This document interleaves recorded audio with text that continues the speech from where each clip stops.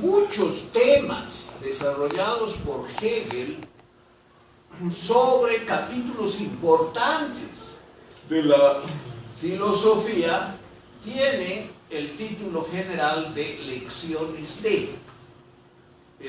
Acabamos de ver dos casos: Lecciones de la filosofía de la historia universal y Lecciones de historia de la filosofía. Pero también hay otros temas desarrollados de igual manera. Son famosas, por ejemplo, sus lecciones de estética. Pese a que Hegel escribió algún libro completo de estética, pero son muy importantes las lecciones de estética. También son importantes las lecciones de filosofía de la religión. Y en este caso, en el caso de la filosofía de la historia, entonces tenemos dos escritos completos, 200 páginas, introducción general, introducción especial, a sus lecciones. Y después las lecciones, 500 páginas. En estas exposiciones, la calidad de la exposición era sin duda excepcional, a tal punto que Hegel era llamado la mente de Europa. Es decir, estas 500 páginas publicadas con este título general, Lecciones de Filosofía de la Historia Universal, tienen una enorme cantidad de datos, de referencias históricas. Y es que Hegel conocía al detalle el conjunto de conocimientos imperantes en su época. Hemos dicho, murió en 1830, había nacido en 1770, fines del siglo XVIII, principios del siglo XIX, y era sin duda la mente de Europa. Había leído a todos los historiadores de la filosofía destacados, había leído las obras de filosofía en los textos originales, griego, latín, etc. Y su conocimiento era prodigioso y de tal forma descollante que sus lecciones se constituían en densos contenidos con gran cantidad de detalles. Si ustedes leen las páginas de estas lecciones de la filosofía de la historia universal y van a cualquiera de los 4 mundos, a ver, vamos a abrir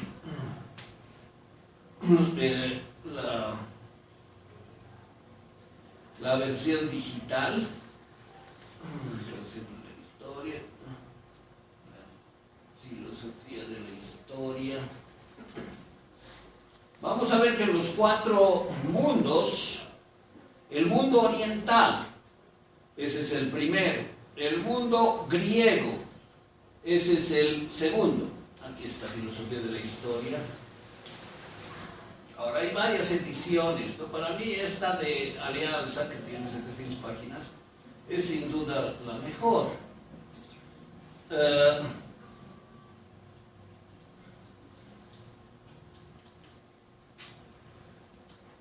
El tercer mundo es el mundo romano y el cuarto es el mundo germánico.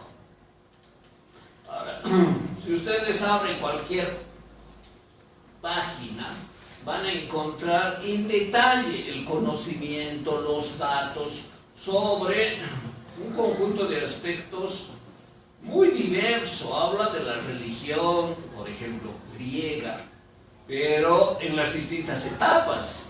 En la primera etapa, por ejemplo, cuando se forma el espíritu griego; en la segunda etapa, cuando llega al esplendor la cultura y particularmente el arte griego; y finalmente también en la tercera etapa. Y así, en el ocaso del espíritu griego, ahí vamos a encontrar reflexiones información, detalles históricos, con mucho detalle, con mucha riqueza sobre el arte, sobre la religión, sobre el pensamiento, sobre los regímenes políticos, sobre las formas de la vida cultural, etc.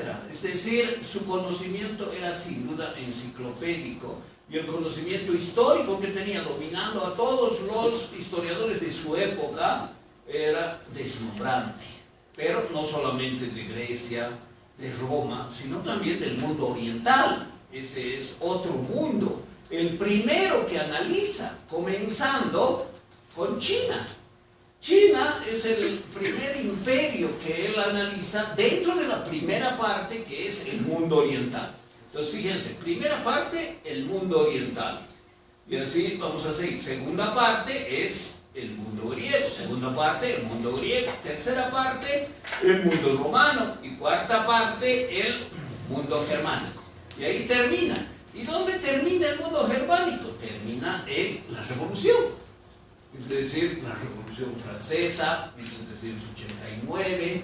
Hegel tenía 19 años cuando sucedió la toma de la Bastilla, y murió después de 9 años de muerto Napoleón. 1821 muere Napoleón, y Hegel muere 9 años después. Entonces él vive en el mismo tiempo, en la misma época de la Revolución, desde la toma de la Bastilla hasta el Imperio Napoleónico y la muerte de Napoleón. Y piensa la historia. Lo importante de este libro es que no es un manual de historia, no es un manual de historia universal que a veces ustedes habrán leído alguno. Hay muchos, algunos bastante superficiales, con información inconexa, desordenada, sin criterio de valoración de la importancia de los hechos, y como una colección cronológica de los hechos. No es eso. Y precisamente la filosofía de la historia no es eso, no es una colección de datos.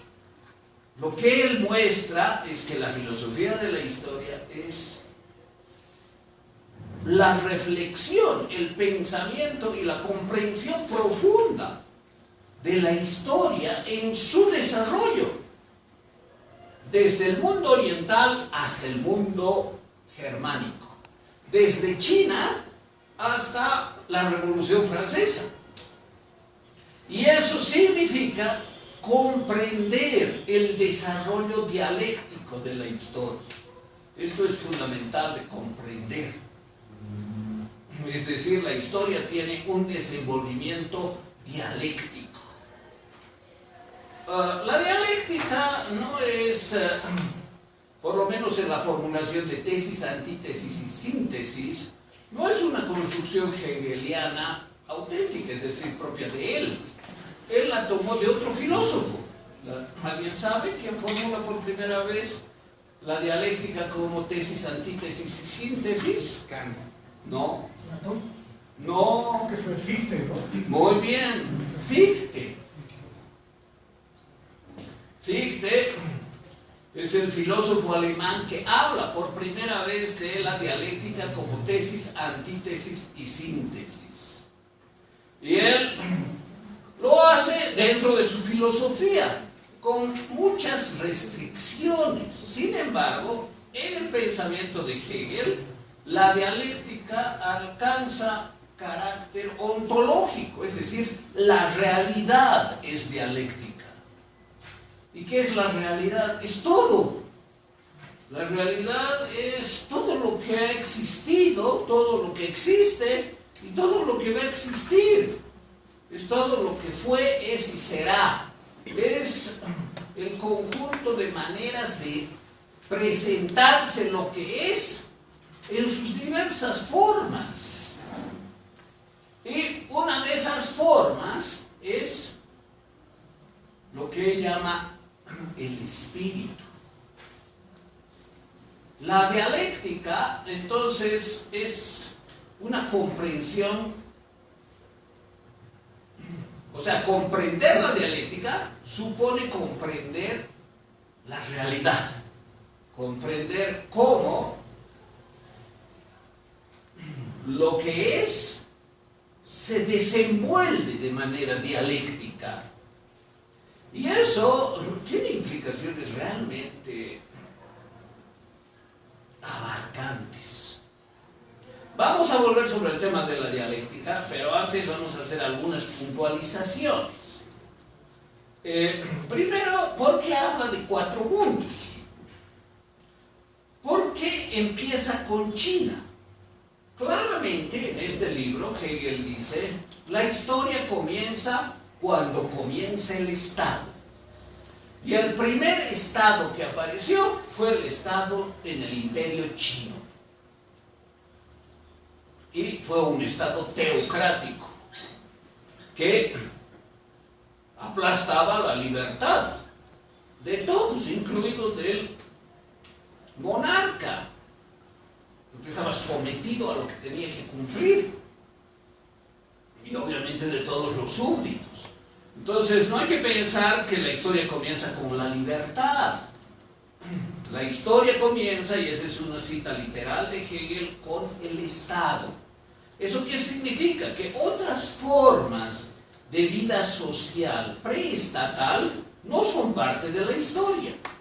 La historia y la dialéctica de la historia comienza con el Estado. ¿Y cuál fue el primer Estado? Obviamente en el mundo oriental. Y el mundo oriental tiene varios imperios, particularmente el chino, el hindú, y llega hasta Egipto. Aquí hay, incluyendo los persas, incluyendo los judíos. O sea, el mundo oriental es un mundo. Es un mundo en el que los distintos imperios, desde China, India, Persia, los judíos y también Egipto, constituirían manifestaciones. Aquí el índice no está bien, ¿no? Voy a ver aquí en mi edición física, siempre prefiero la física, por diferentes razones. El mundo oriental tiene estos imperios, estas culturas, y se caracteriza por la negación de la libertad, pero es parte de la historia. Es la parte en la que la historia niega la libertad. Y se la niega de manera despótica y teocrática, por ejemplo, con los imperios chino o hindú. Piensen en la Gran Muralla China, una manifestación, una expresión del espíritu chino, porque la historia es manifestación del espíritu. Después vamos a ver qué es el espíritu. Qué gran obra, o las pirámides de Egipto. O sea, además todo esto lo integra de manera cronológica con su conocimiento histórico. Es decir, desde la China, donde surge el primer imperio, el imperio chino, hasta Egipto, que lo señala como el engranaje entre el mundo oriental y el mundo griego, se habrían desarrollado diferentes manifestaciones políticas, religiosas, artísticas y culturales en general que negaron la libertad, que entronizaron el despotismo y que realizaron regímenes teocráticos. En el índice que está mucho mejor aquí, no se ve claramente, en esta versión digital, fíjense, el mundo oriental, capítulo primero, China, capítulo segundo, India, capítulo tercero, Persia, capítulo cuarto, Asia Occidental, capítulo quinto, Egipto. Claro, esto es diferente, no tiene lo mismo, porque esta no es una edición, la que está en el formato digital, muy, diríamos, muy buena de las lecciones. Estas sí son las lecciones, muy bien hecha la edición. Entonces, estos son los regímenes políticos, las culturas, los imperios que forman el mundo oriental y que se caracterizan por lo que hemos dicho. Desde este mundo hasta el último, ¿cuál es el último? El mundo germánico. Y el mundo germánico también tiene sus diferentes momentos, componentes y su propia dialéctica. Hay una dialéctica general de la historia. ¿Cuál es? La que podríamos establecer solo tres mundos. Mundo oriental, mundo greco-latino y mundo germánico. Él separa, y bueno, sus estudiantes también, él no ha escrito con el segundo, tercer y cuarto, pero ha expuesto así, y sus estudiantes lo han transcrito así. Pero en el fondo cree que hay un momento tético de la historia, que es el mundo oriental. Un momento antitético, que es el mundo grecolatino, y un momento sintético de la historia, que es el mundo germánico. Ahora, ¿cuál es la gran dialéctica de la historia? Comienza efectivamente con la negación de la libertad en el mundo oriental, que es teocrático, que tiene un arte eminentemente simbólico, que representa el sometimiento hasta la muerte de millones de personas. La muralla china tiene por cimientos los huesos de sus constructores, y millones de súbditos del emperador chino han muerto en la construcción de semejante monumento. Lo propio se puede afirmar de las pirámides de Egipto. La base de esta construcción fue el dominio esclavista que ejercieron los faraones sobre pueblos íntegros, incluidos los judíos, por ejemplo. Entonces, las manifestaciones artísticas, la religión, el pensamiento, la política, expresan un mundo que aplasta la libertad. Un mundo teocrático en que el que gobierna es descendiente de los dioses, es hijo o desciende de los dioses. Un mundo de jerarquía vertical en que el que manda tiene absoluto poder sobre todas las formas de existencia y pautas de conducta de los súbditos que están obligados a obedecer absolutamente. Entonces, ese es el momento tético de la historia, el mundo oriental. Y el mundo germánico, que es la síntesis, dejando de momento entre paréntesis el mundo greco-latino como antítesis, es la plasmación de la libertad. ¿En qué? En la Revolución Francesa. La Revolución Francesa constituye, que además es el último capítulo, y que Hegel vio desde sus 19 años hasta, bueno, la muerte de Napoleón cuando tenía 51 años. La Revolución Francesa, fíjense, en este índice está mucho más detallado, no está como en este otro. La Revolución Francesa y sus consecuencias. A, el pensamiento revolucionario. B, el curso de la revolución. C, la actualidad, o sea, su actualidad. Es muy interesante, no está tan mal hecho en ese sentido este índice. ¿Por qué? Porque siempre divide en tres. Todo divide en tres. Fíjense, capítulo primero, capítulo segundo, capítulo tercero. Bueno, aquí dirán ustedes, pero dice cuarta parte, solo debería. Bueno, ya les he explicado por qué. Sección primera, capítulo segundo, capítulo tercero. Tres capítulos en la sección primera. Sección segunda, capítulo primero, capítulo tercero. Sección tercera, capítulo primero, capítulo segundo, capítulo tercero. Y así es toda la obra de Hegel. Toda la obra está dividida en tres partes que cada una se divide en tres,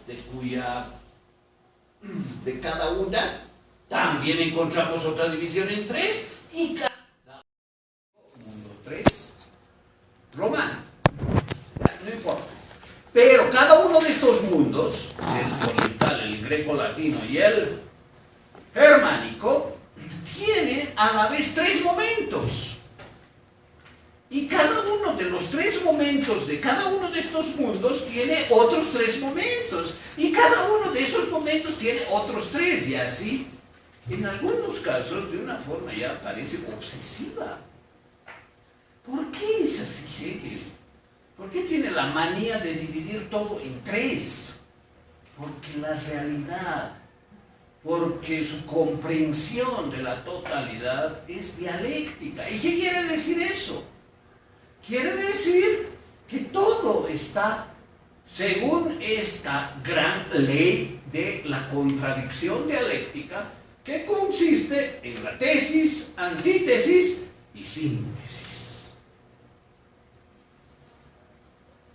Bueno, yo he hecho mi tesis de licenciatura sobre la filosofía hegeliana de la historia. Entonces, bueno, he leído este libro que me ha encantado y otras obras de Hegel. Se llama Estructura y Génesis de la filosofía hegeliana de la historia. Y en mi tesis expongo algunas interpretaciones y aquí les ofrezco algunos diagramas. Esta no es la tesis, sino es un resumen de la tesis que hice sobre la filosofía hegeliana de la historia, que muestra la comprensión de la dialéctica de una manera esquemática.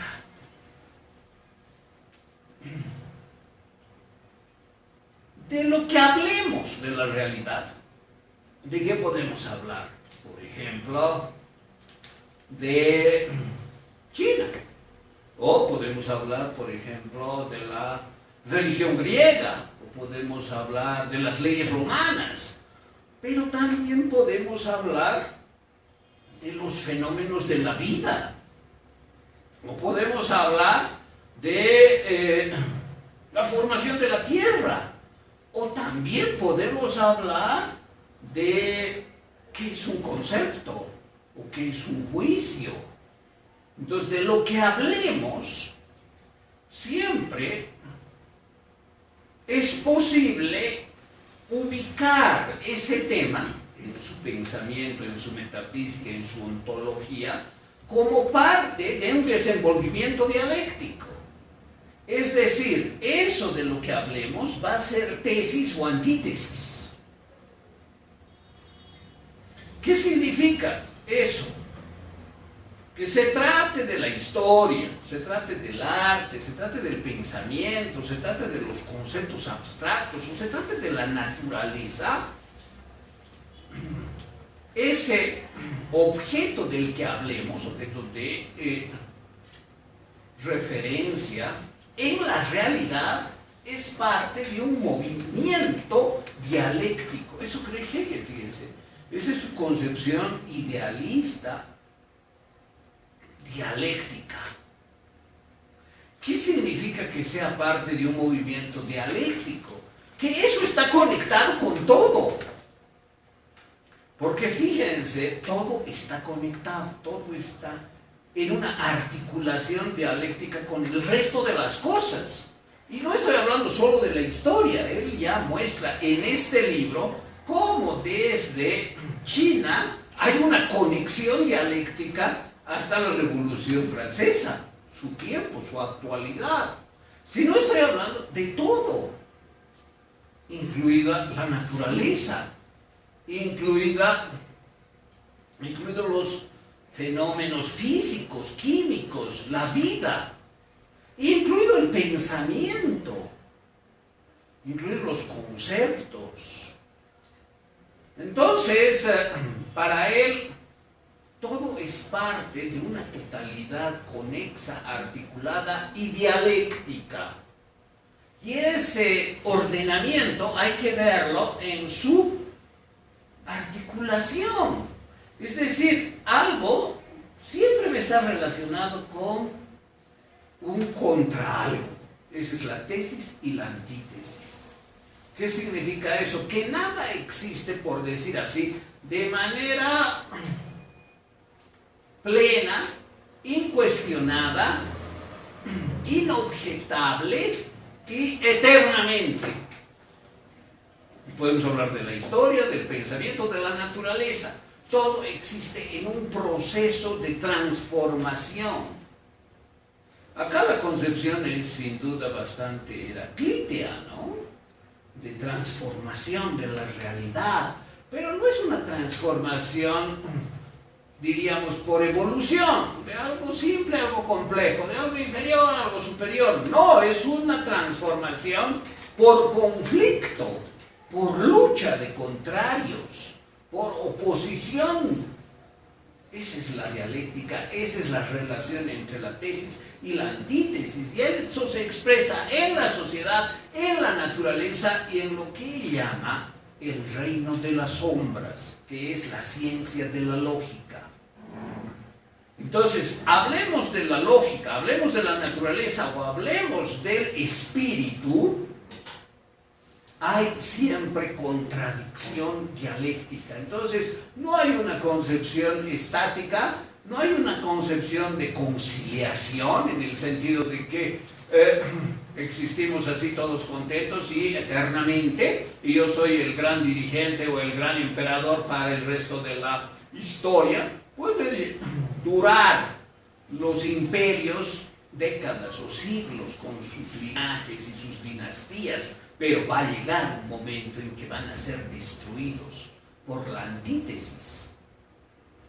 Porque todo tiene antítesis, todo absolutamente, no solo en la historia, no solo en la sociedad, no solo en el hombre, sino en la naturaleza y hasta en el pensamiento. Y esa relación de antítesis, de lucha de contrarios, esa concepción de negación de algo, que es la antítesis. Antítesis quiere decir lo que está contra la tesis. Y tesis en griego significa posición. Entonces, tesis quiere decir posición. Piensen bien cuando hagan una tesis, deben sostener una posición y el tribunal va a ser su antítesis. Pero bueno, al margen de eso, la tesis como posición ¿de qué? Del ser, de la totalidad que cambia, que se modifica y que lucha y que genera la antítesis. Es decir, si algo existe de alguna forma, eso va a generar la antípoda, el contrario. La antítesis va a generar por necesidad de existencia que aparezca el contrario. Y ese contrario se va a oponer a lo que inicialmente se dio. Y de la lucha de ambos, como una superación de ambos, va a surgir la síntesis. Entonces la síntesis es algo nuevo, porque es diferente a los dos, pero también los incluye. Es decir, toman de uno y de otro las características que les son propias, expresándolas de una manera nueva y superior.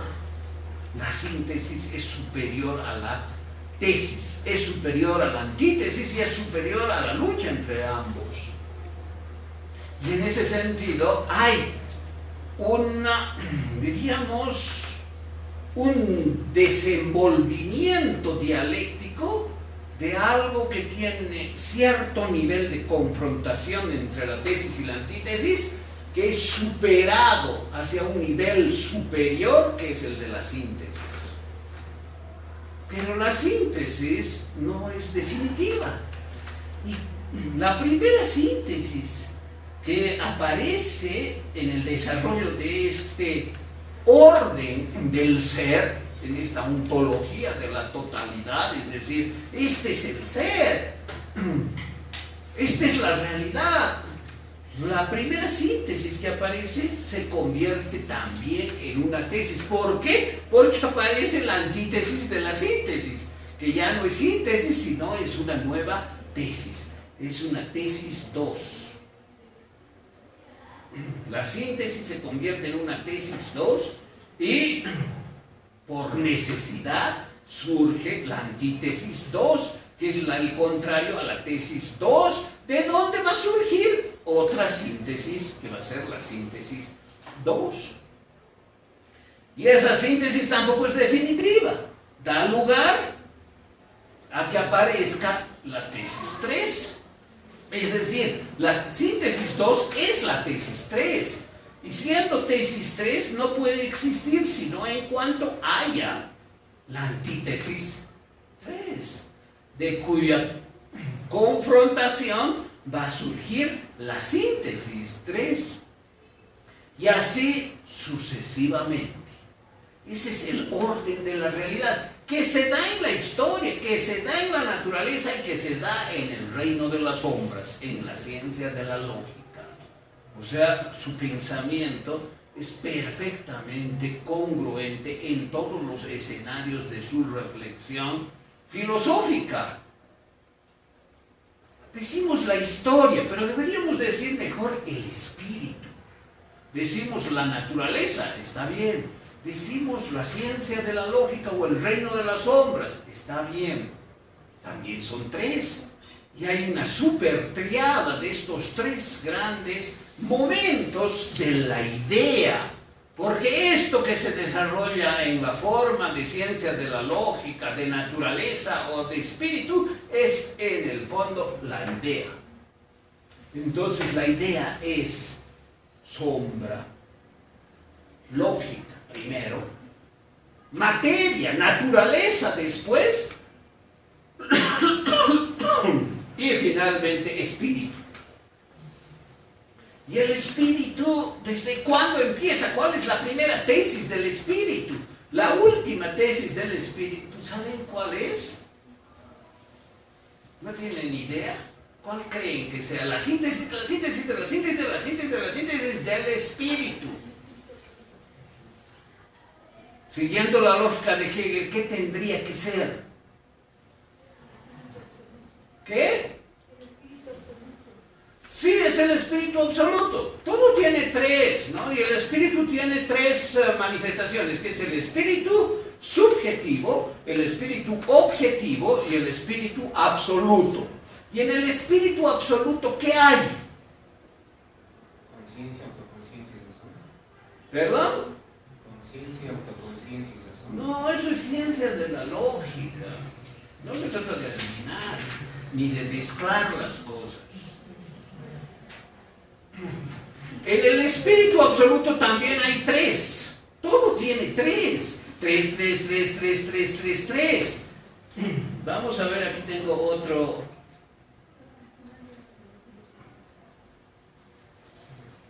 Así es, fíjense, el sistema de Hegel. Y aquí está, diríamos, simple, no llega hasta el extremo. Hay algo que es absoluto, involucra toda la realidad, es decir, en sus diferentes manifestaciones, que llama Begriff en alemán, que quiere decir la idea. Y esta idea tiene tres grandes momentos. El mundo de la lógica, la ciencia de la lógica, el mundo de las sombras, así lo llama, el mundo de las sombras o la ciencia de la lógica, que es el logos, que es el pensamiento, la naturaleza y el espíritu. Y cada uno de estos ámbitos del ser, que también se desarrollan dialécticamente. Vamos a comprender mejor con este esquema cuál es ese desarrollo dialéctico. El logos tiene tres partes, que es tesis, antítesis y síntesis. Cada una de esas partes tiene tres. Cada una de estas tiene tres. Cada una de estas tiene tres. Y a veces llega primer nivel, segundo nivel, tercer nivel, cuarto, quinto, sexto, séptimo nivel. En otros casos, hasta el segundo, tercer nivel de la relación triádica. Pero esto deben comprender muy claramente. Fíjense, esto es lo importante, más que este esquema, no es un dibujito de dividir 3, y aquí le pongo más 3, y al otro más 3, y al otro. No. Lo que Hegel hace es mostrar que esto, por ejemplo, ven dónde está, ¿no? Estoy marcando, es una tesis en este nivel, y esta es una antítesis. Y de estas dos surge esta síntesis. ¿Ven? Tesis esto, antítesis esto, surge esta síntesis. Y esta síntesis se convierte en esta tesis, que opuesta a esta antítesis da lugar a esta síntesis. Ahora, para que exista esta antítesis, ha tenido que existir esta tesis inicial con esta antítesis inicial, dando lugar a esta síntesis, que se vuelve esta tesis, que en realidad es la antítesis de esta tesis, y cuya síntesis es esta, que tiene también su propia dialéctica. Entonces, esa es la conexión del ser. Es una conexión en que lo que existe, existe siempre por desarrollo dialéctico, por contradicción dialéctica, desde la primera tesis, de la primera tesis, de la primera tesis, de la primera tesis, de la primera tesis, de la primera tesis, hasta llegar a la última síntesis, de la última síntesis, de la última síntesis, de la última síntesis. ¿Comprenden o no? Hay que hacer un esfuerzo de abstracción para comprender. Y claro, ahí aparece un momento, la historia. La historia es un momento del espíritu objetivo, no es del espíritu absoluto. Vamos a ver con un poco más de detalle esto en la ciencia de la lógica.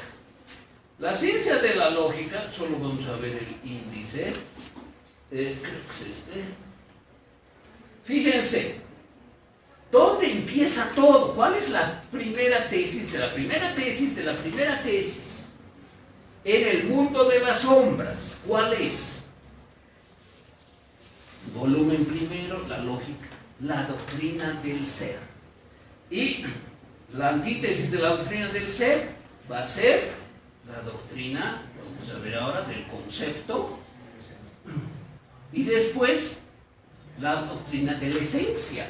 Esa es la primera triada en el mundo de las sombras, en el mundo del pensamiento, en el reino de las sombras, en el logos. Y cada uno de estos momentos tiene a su vez una división propia, también en tres, que supone su propia dialéctica. La doctrina del ser, primera sección, el ser como tal, la nada y el devenir. Eso es lo clásico de Hegel. Lo primero de lo primero es el ser, la nada y el devenir. Y este libro, aquí tiene 500 páginas. Este sí lo redactó desde la primera hasta la última y es el más pesado libro de historia de la filosofía que existe. No existe ningún libro en la historia de la filosofía que sea más pesado que el libro de Hegel titulado La ciencia de la lógica, que es este primer gran momento del pensamiento, antes de la naturaleza, antes del espíritu.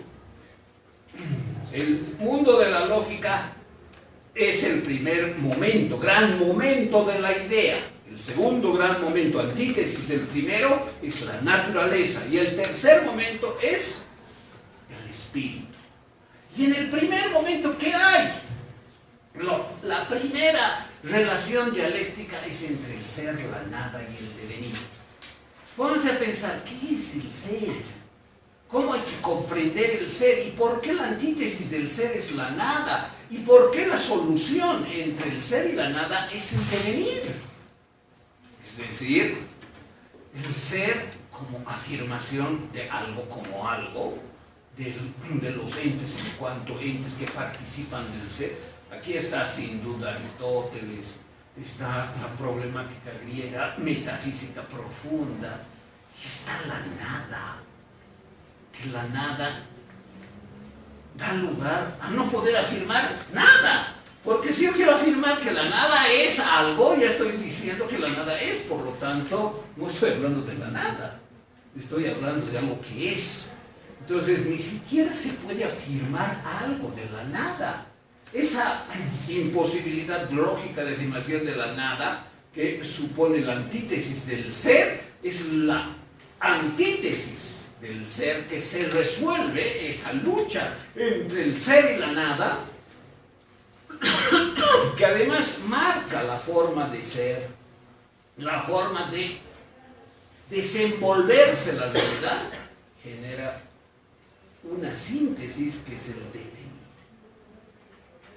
Y bueno, así continuamos, ¿no? Continuamos con las triadas cada vez más divididas en el gran mundo de las sombras. Y de ese gran mundo de las sombras que establece las pautas de desarrollo de la misma idea, surge como extrañamiento de ese reino de las sombras la materia.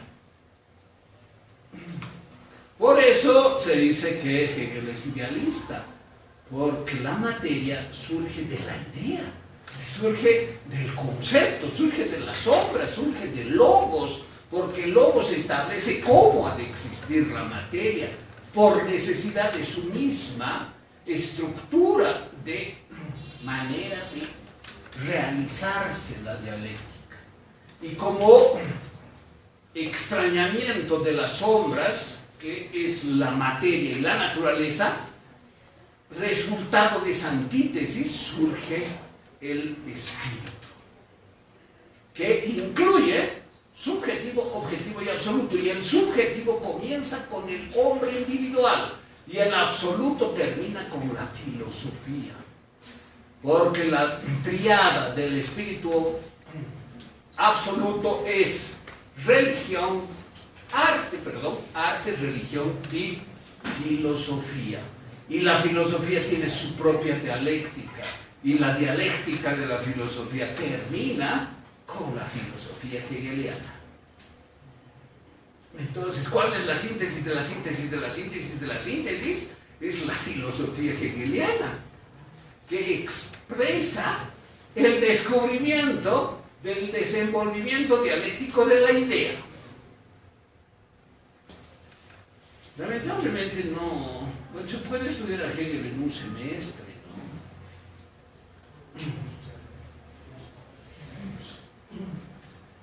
¿no? Aquí hay otro gráfico que muestra del mundo de las sombras, el mundo natural y finalmente el mundo del espíritu, que es la triada o la llamada supertriada hegeliana, los tres momentos de la realidad. El tema de la filosofía de la historia es un capítulo en el desarrollo del espíritu objetivo.